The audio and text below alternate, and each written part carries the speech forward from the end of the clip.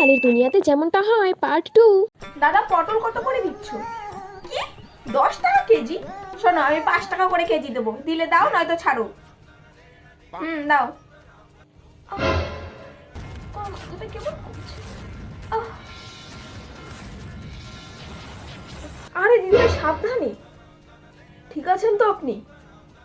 ধন্যবাদ দাদা আপনাকে, আপনি যদি না থাকতেন হয়তো আমি আর এই পৃথিবীতে থাকতাম না।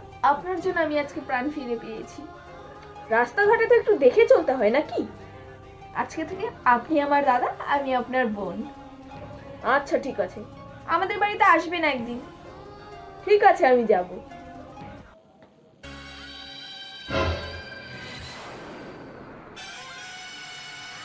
চম্পা না? হ্যাঁ তো, সঙ্গে এটা কি? এই তো দেখছি মেঘনা চাকরি জল।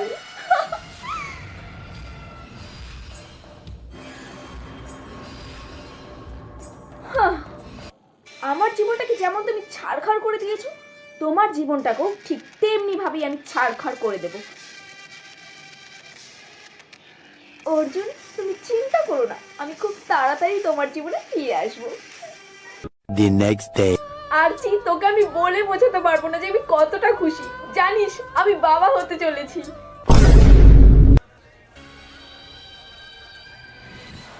অর্জুন এত খুশি হওয়ার কোনো দরকার নেই। তুই শিওর যে বাচ্চাটা তোরই? কি কি বলতে চাইছিস তুই?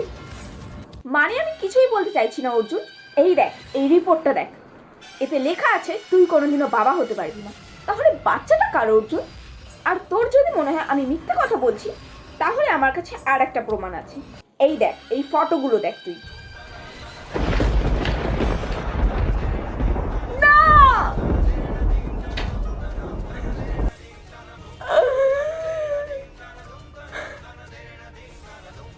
চম্পা এইভাবে আমার সাথে বেইমানি করলো।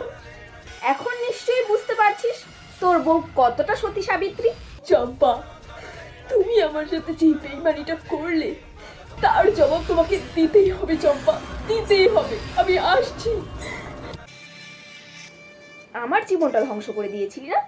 দেখ এখন কেমন লাগে। 3 days later. অর্জুন বাবু, এই নিন আপনার চা। এখানে রেখে দিয়ে চলে যাও এখান থেকে। কি ভুল করেছি আমি যে আপনি আমার সাথে এইরকম ভাবে ব্যবহার করছেন? আমি কিছুদিন ধরে লক্ষ্য করছি আপনি আমার সাথে ঠিকভাবে কথা বলেন না। আমি কথা বলতে চাইলে আপনি মুখ ঘুরিয়ে চলে যান। কি দোষ আমার বলুন? বলুন, চুপ করে থাকবেন না, বলুন আমার কি দোষ? কেন আপনি আমাকে এইভাবে শাস্তি দিচ্ছেন বলুন? তুমি আমার সামনে থেকে সরে যাও, সরে যাও বলছি। আপনাকে বলতেই হবে কিসের জন্য আপনি এরকম করছেন, বলুন। বেশ, তুমি যখন শুনতে চাইছো তাহলে শোনো।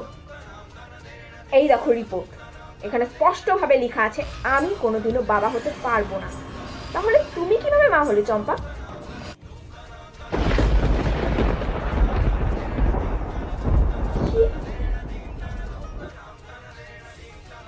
আপনি এত বড় কথাটা বলতে পারলেন? আপনি এই কয়েকটা কাগজের উপর বিশ্বাস করে আমাকে অবিশ্বাস করছেন? বেশ, এই কাগজগুলোর মূল্য যদি আমার থেকেও বেশি হয়ে থাকে আপনার কাছে, তাহলে আমি আর এই বাড়িতে থাকবো না। এই অপমান নিয়ে আমি এই বাড়িতে থাকতে পারবো না। আমি চলে যাবো এই বাড়ি থেকে, কোনোদিনও ফিরবো না এই বাড়িতে। তোমার যদি বাড়ি ছেড়ে চলে যাওয়ার ইচ্ছা হয় তুমি এখনই চলে যেতে পারো, আমি তোমাকে আটকাবো না।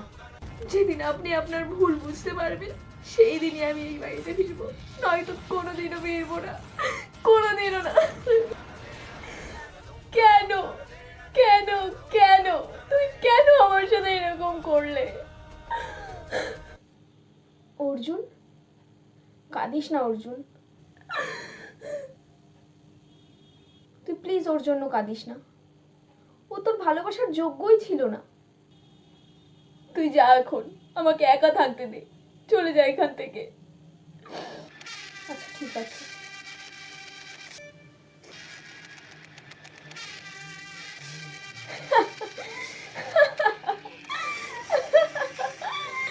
বেচারা চম্পা, তুই জানতেও পারলি না যে সবকিছুর পেছনে আমার হাত। এখন অর্জুন শুধুমাত্র আমার, আমার আর অর্জুনের মাঝখানে এখন আর কেউ নেই, কোনো বাধা নেই। ও আমার ছোটবেলার ভালোবাসা, ওকে তো আমি এত সহজে ছেড়ে দেবো না। অর্জুন আর আমার মাঝখানে যে আসবে তাকে আমি ঠিক এইভাবেই সরিয়ে দেবো। অর্জুন, তুই শুধু শুধু কষ্ট পাচ্ছিস। তুই যদি আগেই আমাকে বিয়ে করে নিতি তাহলে এতটা কষ্ট তোকে পেতেই হতো না। যাই হোক, এখন সেই ভুলটা শুধরে নিবি।